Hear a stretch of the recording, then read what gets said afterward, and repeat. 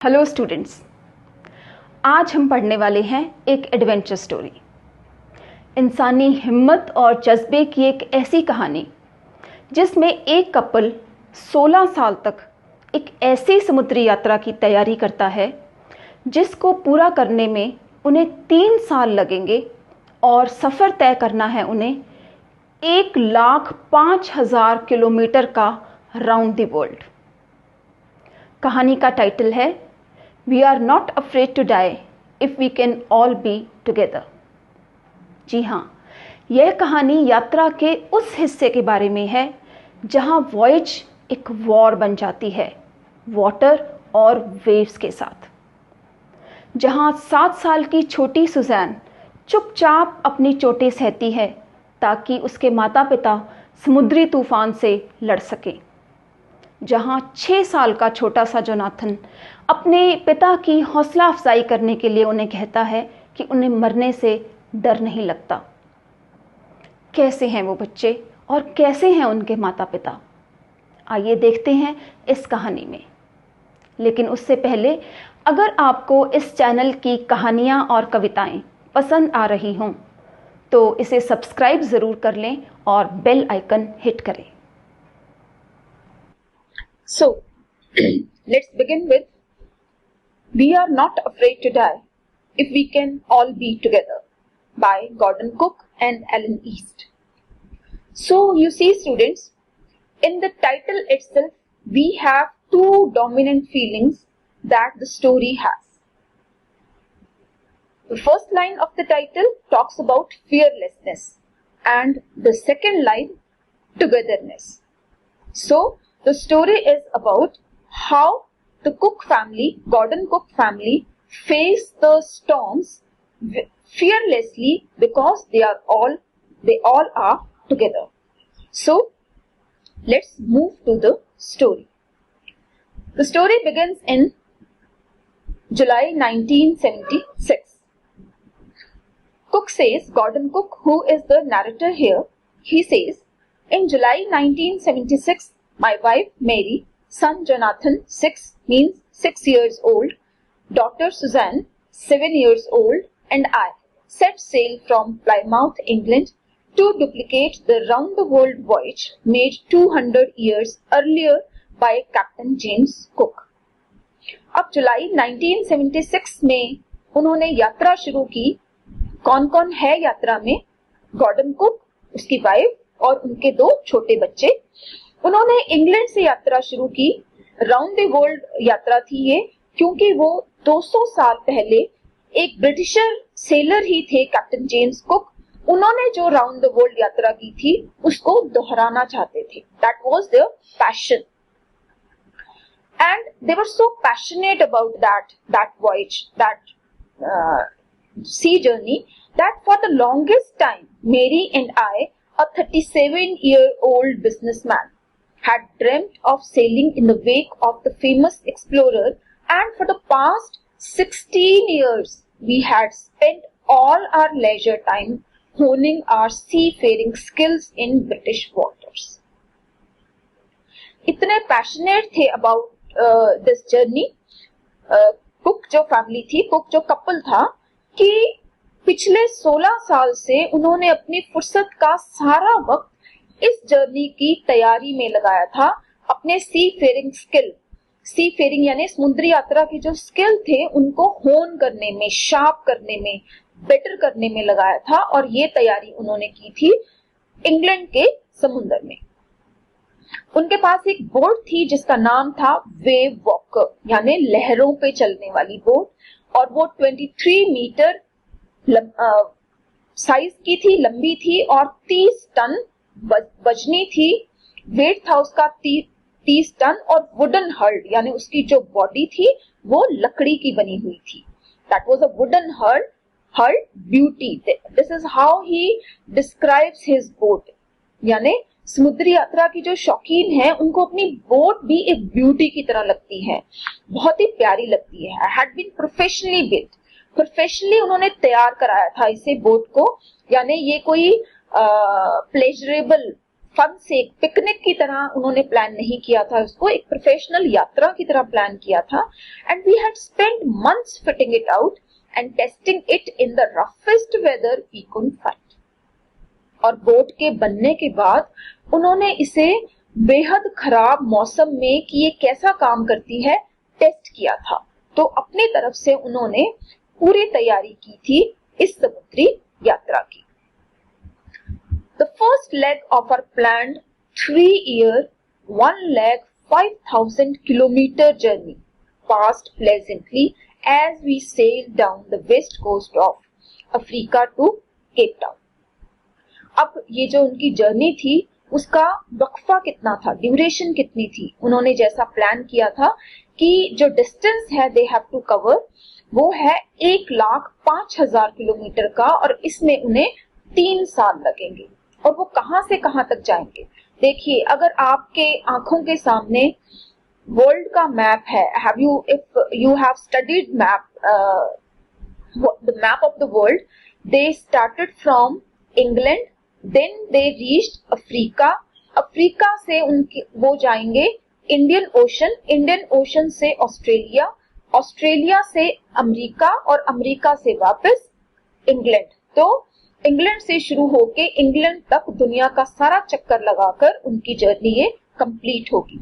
तो जो first phase था, फर्स्ट लेग था उनकी 3 साल लंबी जर्नी का, वो फर्स्ट फेज खत्म हुआ अफ्रीका के केप टाउन तक पहुंचने में. और केप टाउन पहुंच के उन्होंने 2 लोगों को, 2 क्रूमैन को, 2 सेलर्स को जो प्रोफेशनल नाविक थे उनको अपने साथ लिया. वो 2 लोग कौन थे? अमेरिकन लैरी विजल और स्विस था एक Herb Segler. To help us tackle one of the world roughest seas, the southern Indian ocean. Africa के बाद उन्होंने आना था सदर्न इंडियन ओशन, हिंद महासागर में, दक्षिणी हिंद महासागर में, जहां की दुनिया का सबसे खराब जो है टफ सी, रफ सी मिलता है.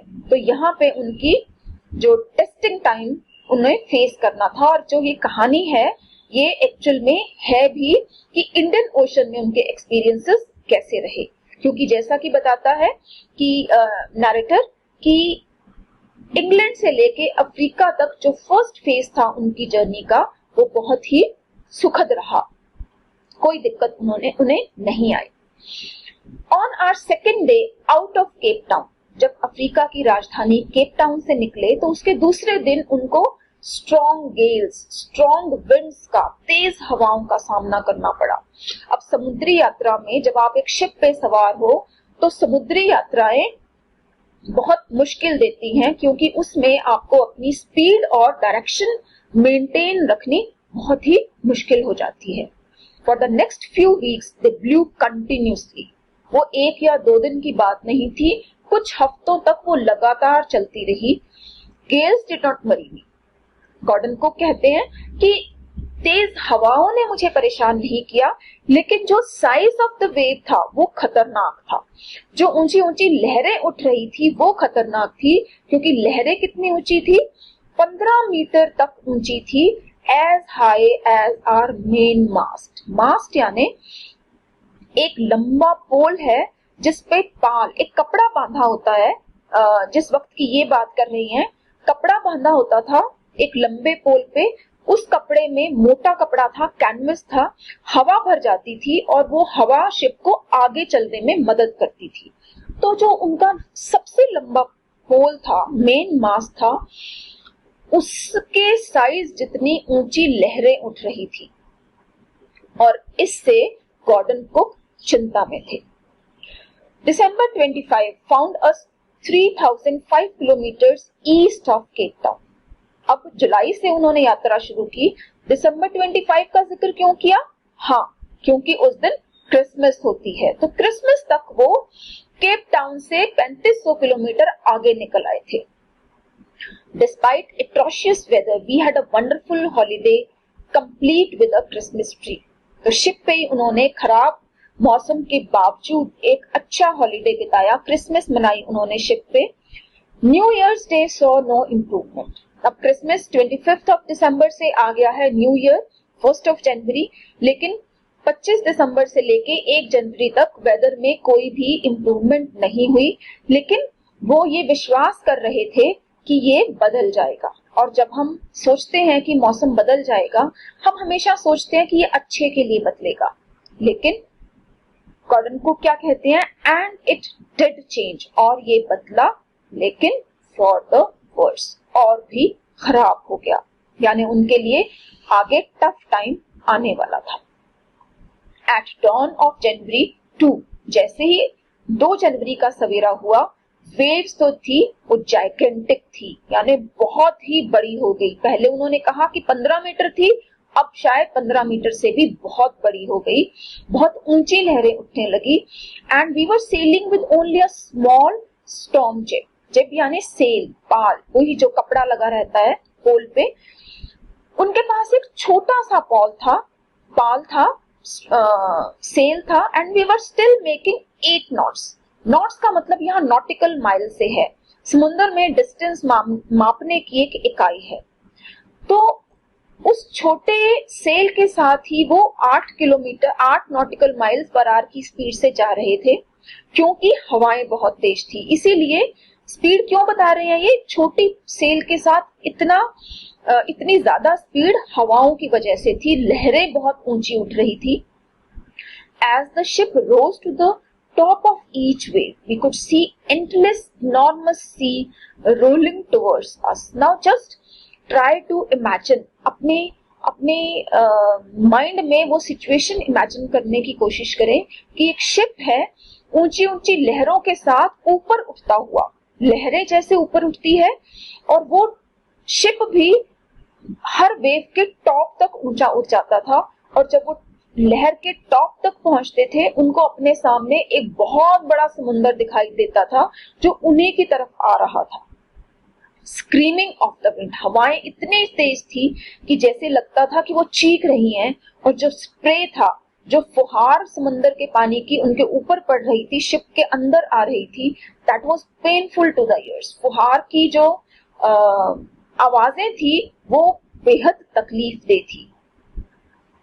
टू स्लो द बोट, अब उस स्पीड को कम करने के लिए उन्होंने अपना एक छोटा जो स्टॉर्म जेट था, सेल था, उसको नीचे गिरा दिया ताकि स्पीड कम हो जाए। Lashed a heavy moving rope in a loop across the stern, stern यानी बोट का, शिप का पीछे वाला हिस्सा, पीछे वाले हिस्से को एक रोप से बांध दिया। And then we double lashed everything, रस्सियां कस दी, दोहरी रस्सियां बांध दी। Went through our life raft drill, ship जब भी कोई लंबी समुद्र यात्रा पे निकलते हैं तो उनके लिए जरूरी होता है कि वो लाइफ बोट ड्रिल करें, कि किसी भी डेंजरस सिचुएशन में जब शिप पे सवार लोगों की जान को खतरा हो, किसी भी समुद्री इमरजेंसी की वजह से, तो उनको समुद्र में लाइफ बोट उतारनी आए।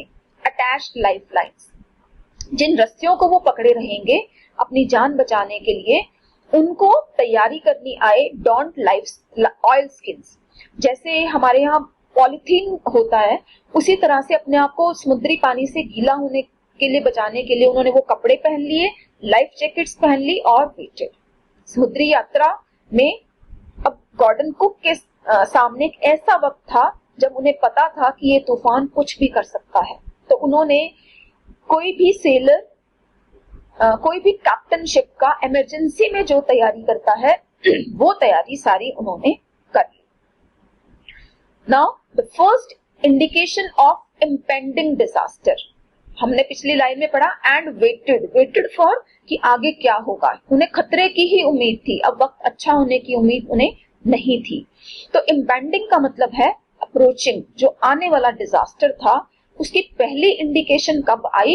6 PM, शाम के 6 बजे, 2 जनवरी के दिन। ऊपर हमें दिन बताया गया है 2 जनवरी, इट वाज 2 जनवरी 1977। तो 2 जनवरी 1977 को शाम के 6 बजे फर्स्ट इंडिकेशन आई आने वाली तबाही की। और ये इंडिकेशन क्या थी? एक ऑमिनस साइलेंस, एक खतरनाक चुप्पी थी। समुद्र में बिल्कुल चुप्पी छा गई, हवा बंद, लहरें बंद। The wind dropped and the sky immediately grew dark.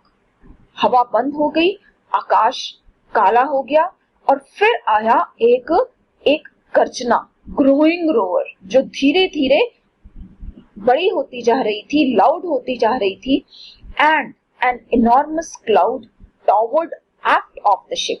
एफ्ट of the ship है शिप की पिछली डायरेक्शन, शिप के पिछली तरफ एक बहुत बड़ा क्लाउड दिखाई दिया। With horror I realised that it was not a cloud, it was not a cloud but a wave like no other I had ever seen। अपनी पूरी तैयारी में उन्होंने इतनी बड़ी वेव नहीं देखी थी, क्योंकि उन्हें पता चला कि एक क्लाउड नहीं था, एक बहुत बड़ी वेव थी। इट अपीयर्ड परफेक्टली वर्टिकल, सीधी खड़ी थी शिप के पिछले हिस्से में, and almost twice the height of the other waves. पिछली वेव उन्होंने बताई कि 15 मीटर थी, और ये फिर कितनी हुई, 30 मीटर तक की ऊंची वेव थी, with a frightful breaking crest. Crest होता है वेव का सबसे पीक वाला हिस्सा, टॉप वाला हिस्सा, ऊंचाई वेव की, और उसकी ऊंचाई से वो ऐसे लगता था कि बहुत ही डरावने अंदाज में वो हम पे यानी शिप पे टूट पड़ेगी। Now the roar increased to a thunder as the stern moved up to the face of the wave,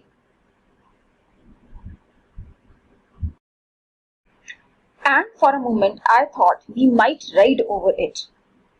तो देखो नैरेटर कैसे उस आवाज के बढ़ते हुए डरावनेपन को दिखाता है। The roar increased to a thunder।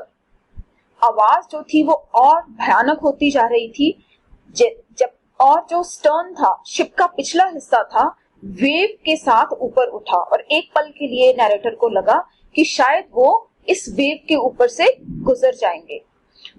But then a tremendous explosion shook the deck. Deck यानी जो सबसे ऊपर वाली हिस्सा है, तल है डेक का, यानी छत है समझो। लेकिन तभी एक बहुत बड़े एक्सप्लोजन ने, विस्फोट हुआ जिसने पूरे डेक को हिला दिया। A torrent of green and white water broke over the ship। वो जो लहर थी वो टूट पड़ी शिप के ऊपर।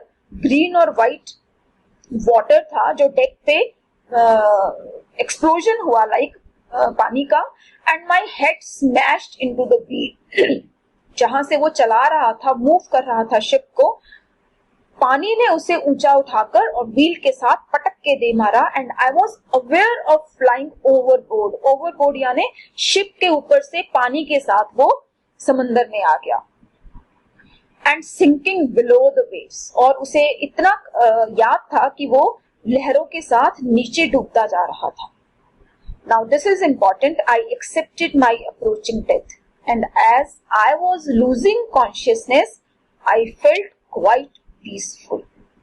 This is important here. उसे पता चल गया कि अब वो नहीं बचेगा, लेकिन उसने अपनी डेथ से डरने की बजाय उसे एक्सेप्ट किया, और जैसे ही वो अपने होश खो रहा था, वो अपने आप को पूरा शांत महसूस कर रहा था। कोई डर, कोई किसी तरह का गिला या मलाल उसके मन में नहीं था। उसने ऐसा नहीं सोचा कि हम इस यात्रा पे क्यों आए जिससे मेरी जान जा रही है, लेकिन वो उस लहर के साथ जब पानी के नीचे जा रहा था, he was quite peaceful। Unexpectedly my head popped out of water। लेकिन तभी जब उसे लगा कि वो मरने वाला है, उसका सिर पानी के ऊपर निकल आया। कुछ मीटर दूर, यानी वो अभी अपनी शिप से बहुत दूर नहीं गया था, वेव्स उसे बहुत दूर नहीं लेकर गए थे।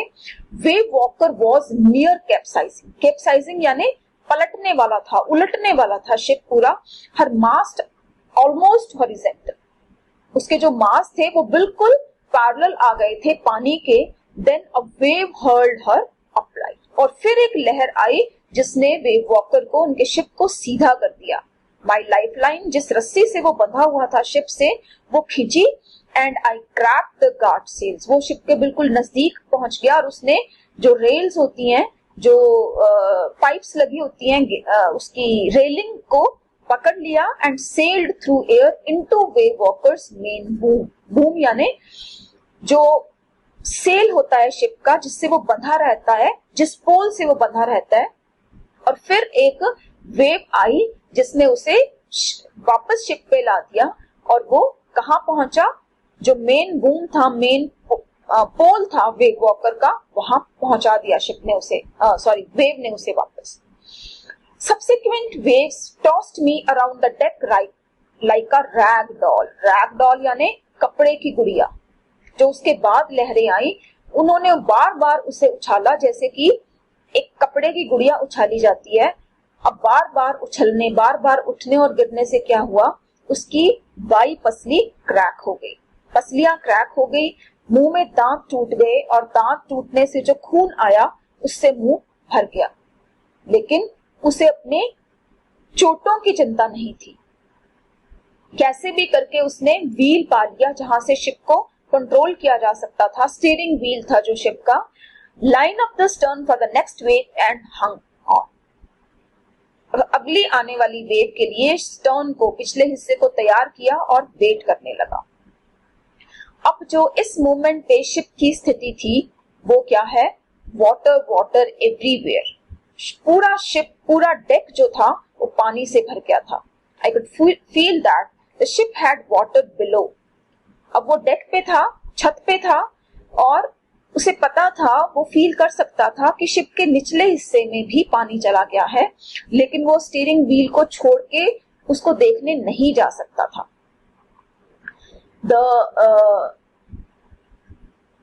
Suddenly the front hatch was thrown open and Mary appeared. Hatch वो एक होल है डेक में जिससे नीचे उतर के शिप के निचले हिस्से में जाया जाता है। तो वो खुला एकदम से और मेरी, गॉर्डन कुक की वाइफ, उसमें से निकली and she declared, we are sinking, she screamed, the decks are smashed, we are full of water. जो गॉर्डन कुक को डर था कि शिप के निचले हिस्से में पानी भर गया है, मेरी ने वो डर क्लियर कर दिया, साफ बता दिया कि जो डेक है वो टूट गए हैं, छत टूट गई है और शिप का निचला हिस्सा पानी से भरा हुआ है। Take the wheel, I shouted as I scrambled for the hatch. Scrambled यानी हाथ और पैर के बल रेंग के वो हैच की तरफ गया निचले हिस्से में जाने के लिए और मेरी को कहा कि वो व्हील को संभाले। लैरी एंड हर्ब, अब लैरी और हर्ब आपको याद होगा, वो दो सेलर थे जो उन्होंने केप टाउन में, जिनको एंगेज किया था शिप को चलाने के लिए। वो पंपिंग लाइक मैडमैन, पंपिंग यानी वो शिप से पानी को बाहर निकालने की कोशिश कर रहे थे, पागलों वाली कोशिश कर रहे थे। ब्रोकन टिम्बर्स हंग एट क्रेजी एंगल्स, ब्रोकन लकड़ी का शिप था, लकड़ी के छोटे छोटे टुकड़े टूट के पानी में लटक रहे थे। The whole starboard side, now the starboard side of a ship is its right side. दो राइट साइड थी वो बल्ज इनवर्ड, टूट के अंदर को आ गई थी। Clothes, crockery, charts, tins and toys sloshed about in deep water, और पानी में सब कुछ तैर रहा था। जो शिप का जो रहने वाला एरिया था शिप का, उसका सारा सामान जो था वो पानी में तैर रहा था। I half swam, half crawled into children's cabin. अब वो अपने बच्चों के कैबिन में गया। Are you all right? I asked. Yes, they answered from an upper bunk. Bunk is एक बेड है जिसमें शेल्फ्स होते हैं। जगह की जब कमी हो तो शेल्फ वाला बेड लगाते हैं ताकि ऊपर नीचे लोग सो सके। तो अपर बंक पे बच्चे सोए थे, जहां से उन्होंने आवाज किया, रिप्लाई किया कि हाँ ठीक है, but my head hurts a bit, लेकिन मेरे सर में थोड़ी सी तकलीफ है, सू ने कहा। कुक की बेटी ने कहा, pointing a big bump above her eyes, उसकी आंखों के ऊपर माथे पे एक बड़ा सा गोला उभर आया था। शायद वो किसी चीज से टकराई थी या वेव के आने से शिप की दीवार से ही टकराई थी, केबिन की दीवार से ही टकराई थी। I had no time to worry about bumped heads. लेकिन कुक कहता है कि उसके पास वक्त नहीं था कि उसकी चोट को देख सके, अपनी बेटी की चोट को देख सके। After finding a hammer, screws and canvas, I struggled back on the deck. Repair का सामान लेके, अपने इंस्ट्रूमेंट्स लेके वो डेक पे वापस आया। स्टारबोर्ड साइड जो थी वो स्मैश हो चुकी थी, स्मैश ओपन, टूट के खुल चुकी थी और हर मूवमेंट पानी अंदर आ रहा था। If I couldn't make some repairs we would surely sink, अगर अभी मरम्मत नहीं की गई तो वो जल्दी ही डूब जाएंगे। Somehow I managed to stretch canvas and secure waterproof hatch covers along the gaping holes. Gaping holes जो डेक टूट के पानी नीचे जा रहा था, कैसे भी करके उसने कैनवस मोटा कपड़ा बिछा दिया उसके ऊपर ताकि पानी नहीं जाए, और पानी जो था वो थोड़ा सा नीचे जाता रहा कंटिन्यूसली, लेकिन फिर भी जो most of it was now being deflected over the side. लेकिन पानी ने उस कैनवस के बिछाने से, वाटरप्रूफ कैनवस के बिछाने से अपनी दिशा बदल ली थी. More problems arose when our hand pumps started to block up. अब क्योंकि बहुत सारा कचरा आ गया था, with more debris floating around, बहुत सारा कचरा आ गया था, तो जिन पंप्स के द्वारा वो पानी बाहर निकाल रहे थे वो कचरा फंसने से जाम हो गए, और जो इलेक्ट्रिक पंप था वो पानी आने से शॉर्ट सर्किट हो गया उसमें, तो पानी का बाहर निकलना बेहद मुश्किल हो गया. द वाटर लेवल रोज, अब पानी बाहर नहीं निकलेगा तो शिप के अंदर जो पानी था उसका लेवल थ्रेटनिंगली, बहुत खतरनाक लेवल तक बढ़ गया. Back on the deck I found that our 2 spare hand pumps had been wrenched overboard. जब वो डेक पे वापस आया तो जो 2 स्पेयर हैंड पंप्स थे उनके, वो भी पानी के साथ शिप के बाहर समंदर में चले गए थे, along with forestay sail, the jib, the dinghies and the main anchor. और शिप का जो बहुत सारा सामान था, सेल थी, जो छोटी नौकाएं थी, और जो मेन एंकर था वो भी पानी में चला गया था. यानी बहुत सारा सामान जो उन्हें इस तूफान से लड़ने में मदद कर सकता था वो पानी में बह गया था. Then I remembered we had another electric pump under the chart room floor. तब उसे याद आया कि उनके पास एक और पंप है, उसे उसने आउट पाइप से कनेक्ट किया, और बहुत खुशकिस्मती थी उनकी कि ये काम कर रहा था. अब वो रात जैसे एंडलेस हो गई थी, बीतने में नहीं आ रही थी. बेहद ठंड वाले मौसम में वो लगातार पंपिंग, स्टीयरिंग कर रहे थे और वर्किंग द रेडियो से इमरजेंसी कॉल्स भेज रहे थे हेल्प के लिए. लेकिन उनकी मेडे कॉल्स का यहाँ मतलब है जो रेडियो के द्वारा शिप से इमरजेंसी कॉल्स भेजी जाती हैं हेल्प के लिए, उनका कोई जवाब नहीं आ रहा था, क्योंकि वो दुनिया के बहुत रिमोट कॉर्नर में थे जहां से शायद रेडियो वेव्स कनेक्ट नहीं हो रही थी. लेकिन अब ऐसे में ही स्यू का हेड जो था वो बहुत अलार्मिंगली सूज गया था, सूजन थी उसमें, and she had 2 enormous black eyes. उसकी आंखें चोट लगने की वजह से शायद खून अंदर जम गया था और आंखें काली हो गई थी, और उसने हमें दिखाया कि उसकी बाजू पे एक बहुत ही गहरा कट था. जब उससे पूछा कि उसने पहले ये क्यों नहीं बताया, she replied, see she is just 7 years old and how wise she is. She replied, I didn't want to worry you because when you were trying to save us all. जहां जान की पड़ी थी, आप हम सबकी जान बचाने की कोशिश कर रहे थे, तो मैं आपको अपनी चोटों की चिंता नहीं देना चाहती थी. By morning on January 3rd, the pumps had water level sufficiently under control. Pump जो था वो वाटर लेवल उसने कंट्रोल में कर लिया था, बहुत सारा पानी बाहर निकाल के, इतना कि हम सबको रोटेशन में 2-2 घंटे का रेस्ट मिल सकता था. But we still had a tremendous leak somewhere below the water line. लेकिन फिर भी कहीं से लीक था पानी में, और चेक करने पे पता चला कि जो बोट की सारी जो मेन रिप फ्रेम्स है, जो स्ट्रक्चर है, ढांचा है, वो कील तक, शिप के बिल्कुल निचले हिस्से तक स्मैश हो चुका है, टूट चुका है. In fact there was nothing holding up a whole section of the starboard hull. जो शिप की पूरी बॉडी थी, उसकी जो राइट साइड थी, ऐसा कुछ, उसका सारा फ्रेम टूट गया था और ऐसा कुछ नहीं बचा था तो शिप को जोड़े रख सके, except a few cupboard partitions.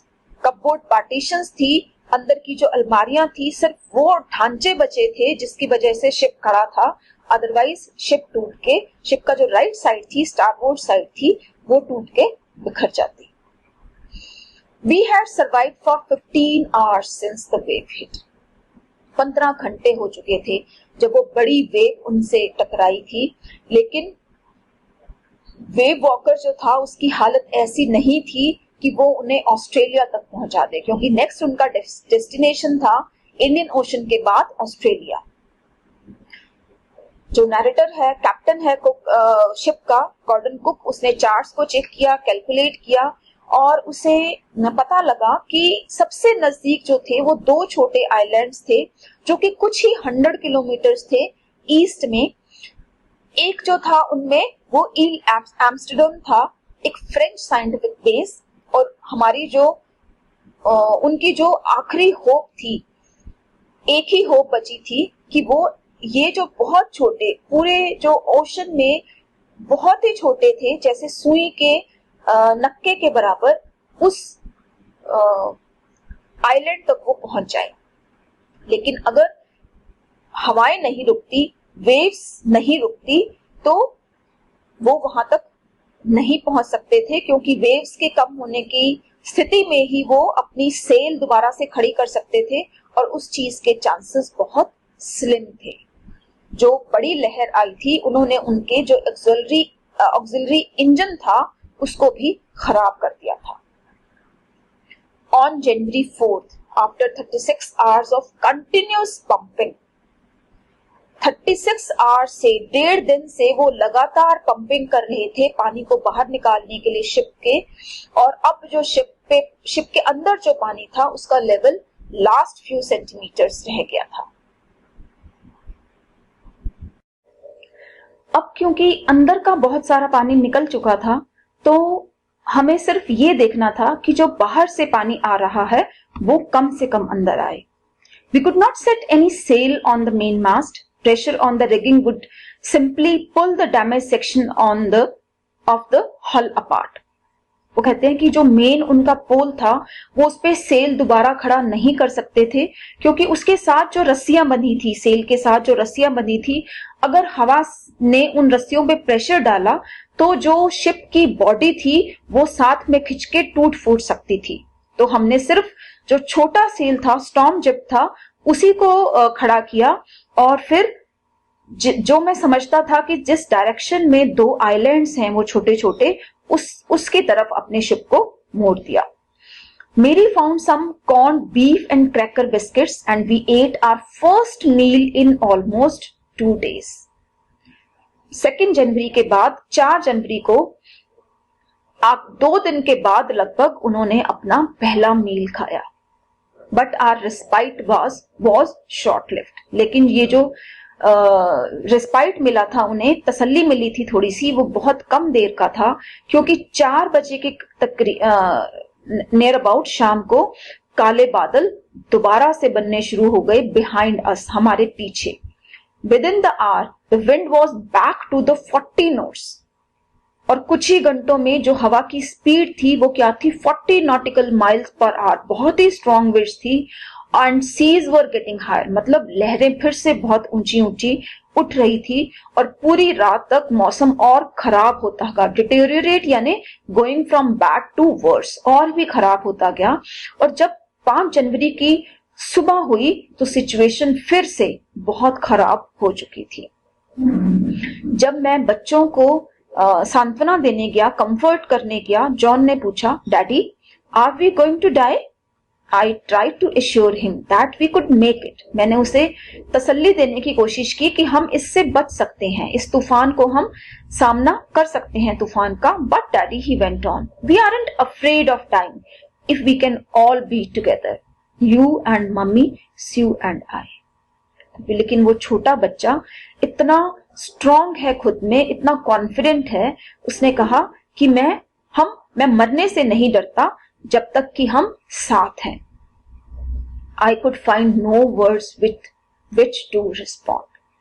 Narrator कहता है कि उसे समझ नहीं आया कि वो क्या कहे। But I left the children's cabin determined to fight the sea with everything I had. लेकिन बेटे की 6 साल के बेटे की इस बात ने उसका हौसला बहुत बढ़ा दिया, और उसने फैसला किया कि जो भी उसके पास बचा है वो उससे लड़ेगा तूफान से।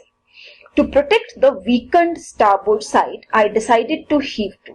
अब क्योंकि उनकी शिप की राइट साइड बिल्कुल टूट चुकी थी, तो उसने डिसाइड किया कि वो heave to का मतलब है शिप को स्टॉप कर देना, रोक देना। With the undamaged port hull, ship का सिर्फ एक हिस्सा बाकी था जो डैमेज नहीं हुआ था, फेसिंग द ऑनकमिंग वेव्स, सिर्फ वही हिस्सा आने वाली लहरों से लड़ रहा था, यूजिंग एन इम्प्रोवाइज्ड सी एंकर। अब उनका एंकर तो पानी में बह गया था, तो उन्होंने एक एंकर बनाया, एक हेवी नाइलॉन रोप लेके और एक 22 लीटर प्लास्टिक बैरल जो थी पैराफिन की लेके एक उन्होंने एंकर बना लिया। और उस एंकर के जरिए नैरेटर को विश्वास था कि वो अपने शिप को रोक देगा ताकि फर्दर डैमेज ना हो। That evening, Mary and I sat together holding hands as the motion of the ship brought more and more water in through the broken planks. Ship का जो हिस्सा टूट गया था उसे लगातार पानी अंदर आ रहा था और उस शाम नैरेटर और उसकी वाइफ हाथ पकड़कर बैठे रहे ये सोच के कि उनका अंत जो है वो नजदीक है। But wave walker road out the storm. लेकिन जब जब उनको उनकी जो निराशा थी वो बहुत गहरी हुई, जब जब उनको लगा कि वो मरने ही वाले हैं, स्थितियों ने ऐसी पॉजिटिव टर्न ली कि वो स्टॉर्म से बाहर निकल आए। लेकिन एक बार फिर जो था वेव वॉकर जो था वो स्टॉर्म के बाहर निकल आया और 6 जनवरी की मॉर्निंग तक जो हवा थी वो थोड़ी इजी हो गई थी। And I try to get a reading on the sextant. Sextant एक इंस्ट्रूमेंट है जो शिप की एंगुलर डायरेक्शंस को स्टडी करता है कि शिप किस तरफ जा रहा है। चार्ट रूम में वापस आने पे उसने विंड की स्पीड को स्टडी किया और कोर्सेस के चेंज को स्टडी किया कि लहरें किस तरफ जा रही थी, ड्रिफ्ट और करंट को स्टडी किया और समंदर में वो कहां थे उन अपनी पोजीशन को कैलकुलेट करने की कोशिश की। और जो बेस्ट कैलकुलेशन वो कर पाया वो ये था कि somewhere in 1,50,000 kilometers of ocean looking for a 65 kilometer wide island, कि वो एक 65 किलोमीटर जो ईल एम्स्टर्डम की बात उसने पहले की थी, वो 65 किलोमीटर वाइड आइलैंड था, उसको वो ढूंढने की कोशिश कर रहे थे इतने बड़े समंदर में। अब जब वो सोच रहा था ये चीज कि वो क्या करें, सू आई, सुजैन उसकी 7 साल की बेटी आई। बहुत ही मुश्किल से वो चल पा रही थी, उसका जो लेफ्ट साइड था सिर का वो बेहद सूज गया था और उसकी जो सूजी हुई आंखें थी, काली हुई आंखें, वो खुल नहीं पा रही थी, सिर्फ स्लिट्स रह गई थी। उसने अपने फादर को एक कार्ड दिया जो उसने खुद बनाया था। उसने अपने फादर और मदर के कैरिकेचर बनाए थे जिस पे लिखा था, here are some funny people, did they make you laugh? I laughed a lot as well. वो ऐसी ग्रिम सिचुएशंस में, सीरियस सिचुएशन में अपने माँ बाप को हंसाने की कोशिश कर रही थी, उनके कैरिकेचर्स बना के, कार्टून बना के, और कार्ड के अंदर एक मैसेज लिखा था, oh how I love you both, so this card is to say thank you and let us hope for the best. दोनों छोटे बच्चे अपने माँ बाप का हौसला अफजाई कर रहे थे and somehow we had to make it. और अपनी बेटी का कार्ड पढ़ने के बाद उसने डिसाइड किया कि कैसे भी करके उन्हें इस तूफान से बाहर निकलना ही है। अब नैरेटर कहता है कि उसने अपनी जो कैलकुलेशंस थी उसको चेक किया, रीचेक किया, बार बार चेक किया। वो अपना मेन कंपास जो थे, जो डायरेक्शन बताता था, उन्हें वो खो चुके थे। जो स्पेयर कंपास था उसके पास वो करेक्टेड नहीं था, यानी उसमें एरर थी। उसने उस एरर को कैलकुलेट करके एक कैलकुलेशन बनाई कि वो डेक पे गया। लैरी जो था उसका सेलर, उसको कहा कि 185 डिग्री पे वो अपने शिप को मोड़ दे और अगर वो खुशकिस्मत रहे तो वो शाम के 5 बजे तक उस आइलैंड पे पहुंच जाएंगे।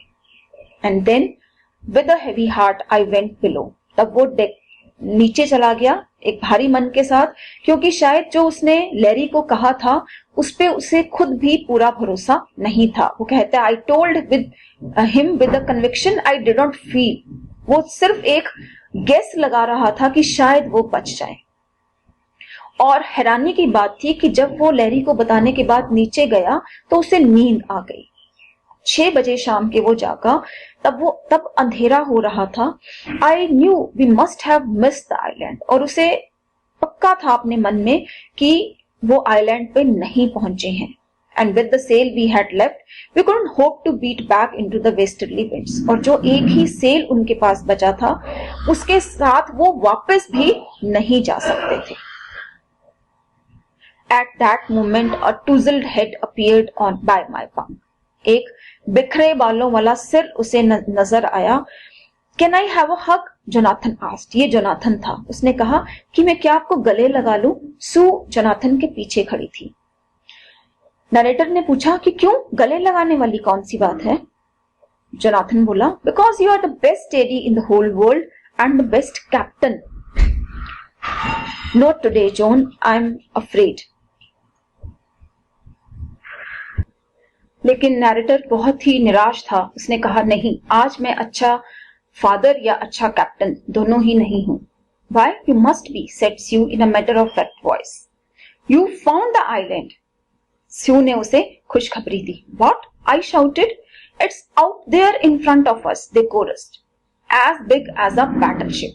दोनों भाई बहन एक ही आवाज में बोलते हैं, बताते हैं अपने फादर को कि वो देखो, जो आइलैंड है वो हमारी आंखों के सामने है. I rushed on deck and gazed with relief at the stark outline of Ile Amsterdam. It was only a bleak piece of volcanic rock with little vegetation. उसने stark bare outline देखी, उस पे कोई vegetation नहीं थी. उस island पे एक टुकड़ा था ये volcanic rock का. कहीं समुद्र, कहीं ज्वालामुखी फटा था, यानी उस जगह पहले एक स्मॉल ज्वालामुखी था और उस ठंडे हुए ज्वालामुखी का एक टुकड़ा था वो, जिसपे कोई वेजिटेशन नहीं थी. लेकिन उस वक्त नैरेटर और उसकी फैमिली के लिए वो दुनिया का सबसे खूबसूरत आइलैंड था. We anchored offshore for the night. क्योंकि रात गहरा रही थी तो वो समुद्र में ही उन्होंने एंकर डाल लिया और नेक्स्ट मॉर्निंग उस आइलैंड में सिर्फ 28 इनहैबिटेंट्स थे. वो सारे उन्हें लेने आए और उनको आइलैंड पे आने में मदद की. With land under my feet again, my thoughts were full of Larry and Herbie. अब लैरी और हर्बी, जिन सेलर्स की वजह से वो यहां तक पहुंच पाए थे, जो चीयरफुल और ऑप्टिमिस्टिक रहे थे अंडर द डायरेस्ट स्ट्रेस, उन्होंने अपना धीरज ही नहीं बल्कि अपनी खुशनुमा अंदाज नहीं खोया था, अपना पॉजिटिव एटीट्यूड नहीं खोया था इतने मुश्किल सिचुएशंस में भी. और मैरी, जो कि इन क्रूशियल आवर में, इन डिफिकल्ट टाइम्स में पूरा टाइम वो स्टीयरिंग व्हील पे रही थी. Most of all I thought of a 7-year-old girl who didn't want us to worry about a head injury. अपने चोट के बारे में वो लड़की जो अपने माता पिता को परेशान नहीं करना चाहती थी और बाद में जिस चोट को ठीक करने के लिए उसे 6 ऑपरेशन से गुजरना पड़ा. और नैरेटर सोच रहा था उस 6 साल के लड़के के बारे में जो कि मरने से नहीं डरता था. तो इन सब चीयरफुल, पॉजिटिव और फियरलेस लोगों के साथ की वजह से ही वो समुद्री तूफान से लड़कर वापस एक आइलैंड पे, वापस जमीन पे पहुंच पाया. तो ये एक जीत थी फियरलेसनेस की और टुगेदरनेस की. तो क्या ये कहानी पढ़कर आपके मन में विचार आया कि आखिर लोग ऐसी खतरनाक यात्राओं पे जाते ही क्यों हैं? इसके जवाब में मुझे याद आती है आपकी 8th स्टैंडर्ड की NCERT English course book Honey due में पढ़ी हुई एक कहानी, द समिट विद इन. इस कहानी में HPS आलूवालिया, जो कि first successful Indian expedition to Mount Everest in 1965 के एक मेंबर थे, वो लिखते हैं कि माउंट एवरेस्ट पे चढ़ने के बाद उन्होंने सोचा कि आखिर उन्होंने इतनी मुश्किल चढ़ाई क्यों की. तो खुद ही वो इसके जवाब में कहते हैं कि असल में एक चोटी, एक पहाड़, एक समिट हमारे अंदर, हमारे मन के अंदर है, जो कि बेहद डरावना है और जिसके बारे में हमें लगता है कि हम उसकी चोटी पर कभी नहीं पहुंच सकते.